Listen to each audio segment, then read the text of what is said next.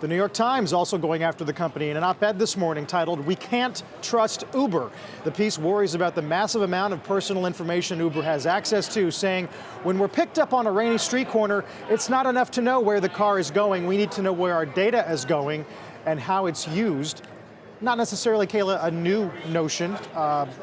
They're saying that in some ways the danger of Uber is in the data and the control of that data. Right, but it also highlights some new potential scenarios where the data would be very sensitive. For instance, one of the instances in the article is, what if you are going to a job interview at another company? Could your CEO call Uber, or could someone who works at Uber disclose that information in a way that would make it harmful to the end user? And it appears that there aren't those checks and balances at Uber. The company, of course, is trying to put that infrastructure in place, but the fact that it's worth $40 billion and that's not there, and they have so much activity, Jon Steinberg, does raise questions, and I think the New York Times is right to point that out. Yeah, I mean, I haven't actually read the New York Times thing yet, but what I will say is that the likelihood of your boss going and getting your Uber information, I think, is very low. The bigger issue is data breaches, as we've seen with Sony. All this data sitting here. When companies become big enough, they become a target. And could you imagine people's Uber rides being, widely disseminated across the web, ending up on different message boards and forums like that? That would be devastating. What do you make of the India angle of all this, John?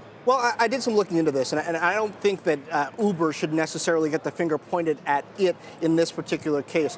There is a cab company that's growing in India very quickly called Sakha Cabs for Women, founded in 2010, 12 female drivers and 62 in training, according to the Washington Post, because there is this issue with cab safety for women in India in general. There was a story in January about a taxi driver allegedly drugging a Polish woman with a spray and raping her in Canberra. A taxi driver accused of raping a woman in August 2013. Last month, a taxi driver was accused of raping and murdering a tourist and her male friend. So this isn't specifically just an Uber issue. It's a wider concern in India. This one I don't think you can pin on Uber.